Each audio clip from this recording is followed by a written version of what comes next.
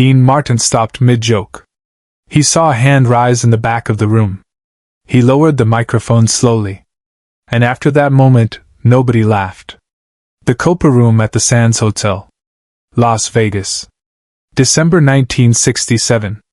The walls were red velvet. The tables were packed tight. 400 people in evening dress, champagne glasses catching candlelight, cigarette smoke drifting through the spotlights like silk. Dean Martin owned that stage. Not with volume. Not with spectacle. Just presence. The king of cool leaning against the microphone stand like he'd been born there, bow tie slightly loose, scotch frocks sweating on the piano lid, that lazy half-smile that made every woman in the room forget she was married and every man wish he could be that effortlessly composed. He was 40 minutes into his set. The jokes were landing. The orchestra knew every beat by heart. This was the machine working perfectly. Dean doing what Dean did better than anyone alive, which was make 400 strangers feel like he was performing just for them. "So Frank calls me at 3 in the morning," Dean was saying, timing perfect, voice smooth as Tennessee whiskey. 3 in the morning? And he says, "Dino, I need you to come to the desert with me." I said, "Frank, we're in the desert." He says, "No, the other desert." The room was laughing. Dean paused, letting it build, that smile getting a little wider. "So I tell him." The hand went up. Back row. Near the exit. A man standing slowly, right arm raising, palm forward. Not waving. Not demanding attention. Just raised. Like a student with a question. Like a soldier at roll call. Dean's voice stopped mid-word. The smile didn't fade all at once. It just went somewhere else. Somewhere deeper. The hand stayed on the microphone, but his grip changed. His eyes stayed on that raised hand in the back of the room. The orchestra kept playing for 2 more bars before they noticed. Sammy Shore on drums was the first to stop. Then the trumpet. Then everything. Silence in the Copa Room. 400 people turning in their seats, trying to see what Dean was looking at. Dean didn't raise his voice. He didn't have to. The room understood anyway. "Hold the music," Dean said quietly. Not to the audience. To the band. His voice carried anyway, the acoustics in the Copa Room designed to amplify a whisper. The man with his hand raised was maybe 65. Military dress uniform. Medals on his chest catching the exit light. He wasn't drunk. Wasn't making a scene. Just standing there with his hand up, waiting. Dean set the microphone back in its stand. Took 3 steps forward to the edge of the stage. The spotlight followed him. "You got something you want to say, pal?" Dean's voice was gentle. No edge to it. "Just asking." The veteran's voice came from the back, steady but quiet. "Permission to speak, Mr. Martin?" 400 people didn't breathe. Dean looked at him for 3 seconds. Then he turned to Antonio, the Copa Room manager standing in the wings. "Turn up the house lights." "All of them." Antonio hesitated. "You didn't turn up house lights during a show."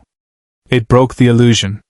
It reminded people they were in a nightclub and not in Dean's living room. "All of them," Dean repeated, still gentle. Still Dean.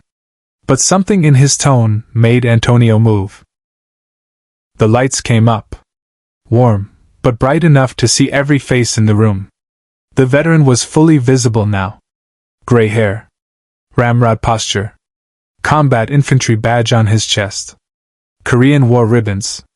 Dean walked down the 3 steps from the stage. The orchestra didn't know what to do. The audience didn't know what to do. Dean just walked through the tables toward the back of the room, hands in his pockets, tuxedo jacket unbuttoned, moving through the silence like he was alone. He stopped at the veterans' table. The man was still standing, hands still raised. "You can put your hand down, friend," Dean said quietly. The veteran lowered his arm. "I apologize, Mr. Martin. I didn't want to interrupt. But His voice caught. He cleared it. Started again. "I needed to ask you something." Dean pulled out the chair across from him. Sat down. They were 15 feet from the nearest table, but Dean's microphone was still live somewhere on stage, and the room was so quiet that every word carried. "What's your name?" Dean asked. "Robert Kimball. Sergeant. 1st Infantry Division. Korea?" "Yes, sir." "Chosen Reservoir." Dean's expression didn't change, but something in his eyes did. Anyone who knew the history knew. Chosen Reservoir. Winter 1950. The worst battle of the Korean War. 17 days and -30-degree cold. Marines and Army fighting their way out of encirclement. 12,000 casualties. The survivors came home with frostbite and nightmares and medals they didn't talk about. "You made it out," Dean said simply. "Most of my unit didn't." Subscribe and leave a comment, because the most powerful part of this story is still ahead. To understand what happened next, you need to understand something about Dean Martin that the jokes and the drinks and the cool guy image hid pretty well. Dean had tried to enlist in 1943. Twice. The first time, they rejected him for a perforated eardrum, an injury from a childhood accident. The second time, he tried a different recruitment office and lied about the hearing test. They caught him.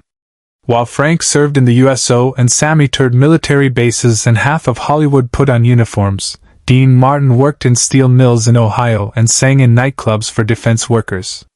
He sent money home to his family. He bought war bonds. He did what he could. But he never wore the uniform. And for a man like Dean, who valued honor and duty and never forgot where he came from, that was something he carried quietly for the rest of his life. In 1945, his younger cousin Anthony shipped out to the Pacific. The family told Dean not to worry, the war was almost over, Anthony would be fine. Anthony's destroyer was hit by a kamikaze off Okinawa. He burned to death in the engine room. He was 19 years old. Dean never spoke about Anthony publicly. But people who knew him well said he kept a photograph in his dressing room. Anthony in his navy dress whites, smiling, impossibly young.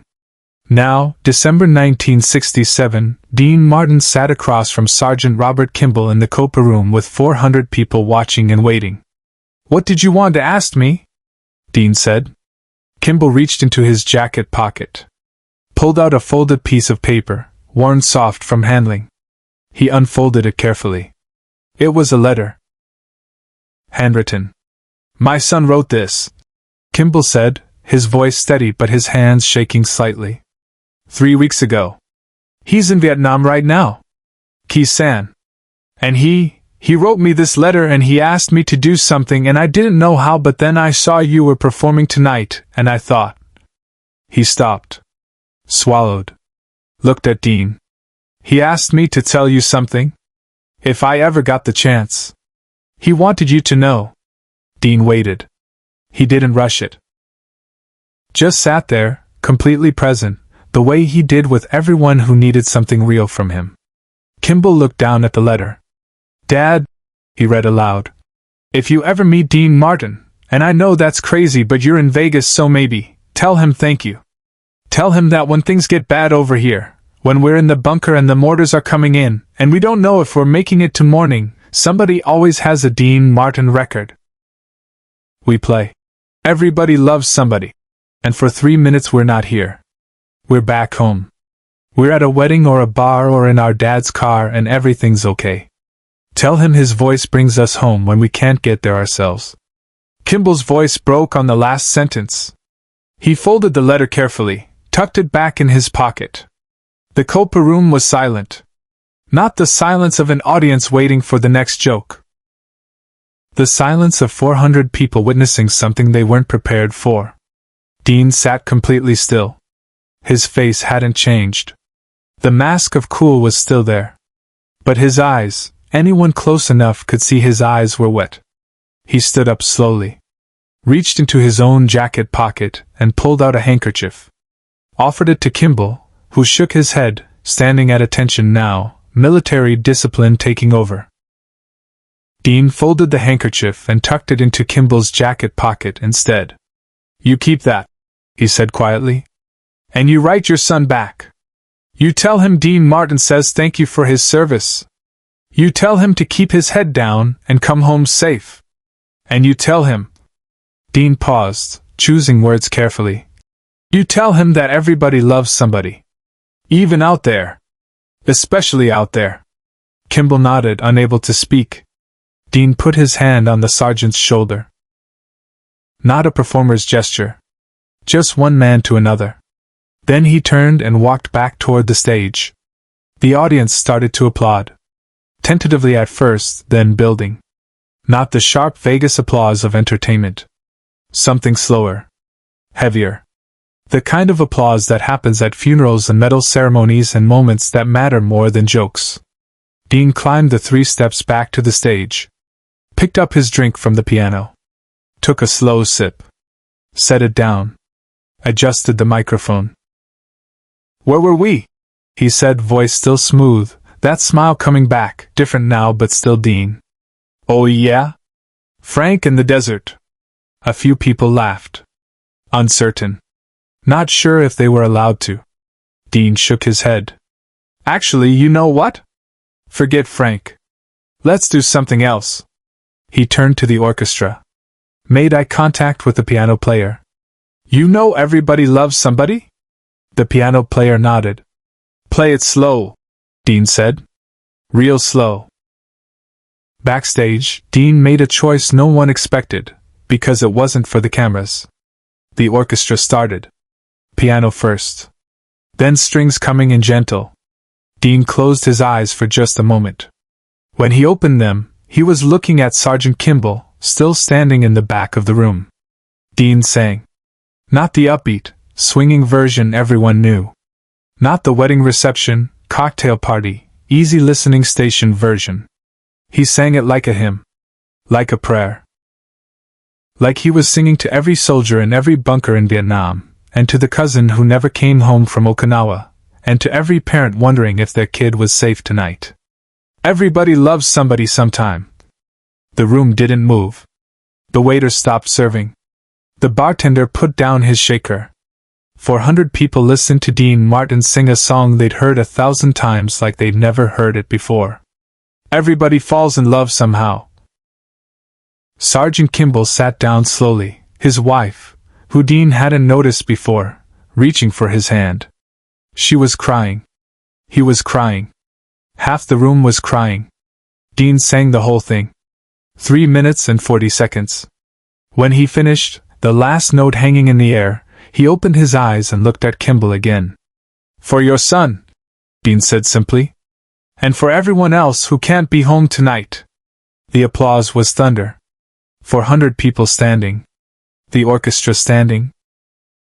Antonio in the wings wiping his eyes with a cocktail napkin. Dean waited for it to quiet. Then he finished his set. The jokes came back. The swagger came back. Cool Dean returned. But something had shifted. The room knew they'd seen something real underneath the image. And they'd carry it with them. After the show, Dean didn't go to the after party. He went back to his dressing room and sat alone for 20 minutes. Just sat there, Anthony's photograph on the mirror, a glass of water in his hand. A knock on the door. His manager poking his head in. Sergeant Kimball is still here. He wants to thank you again. Send him in. Kimball came in, still in his dress uniform. Mr. Martin, I don't know what to say. Dean stood up. You don't say anything. You write that letter to your son. Tonight. You tell him what happened. And you tell him Dean Martin will be here when he gets home. Personal invitation. Front row. Best seat in the house. That's a promise. Kimball nodded. They shook hands. Not a show business handshake. The kind of handshake that means something. 3 months later, Kimball's son came home from Vietnam. Alive. He had shrapnel scars and nightmares, but he came home. Dean kept his promise. Front row seat. Best table in the house. And when Dean sang, everybody loves somebody. That night, he looked at that kid in the front row and winked. Share and subscribe. Make sure this story is never forgotten. The handkerchief Dean gave Sergeant Kimball stayed in the family. The son carried it through 3 more months in Vietnam. When he got home, he framed it with his father's letter and the Copa Room ticket stub. Dean never mentioned that night in interviews. Never used it for publicity. That wasn't his style. But the musicians who were there that night told the story. The waiters told it. The 400 people in the audience told it. And somewhere in the Smithsonian archives, there's a recording of that performance. Everybody Loves Somebody, sung slow, like a prayer, for soldiers who needed to hear home. That's the night Vegas learned that cool wasn't just an act. Sometimes it was armor. And sometimes, for the right reason, Dean Martin took the armor off.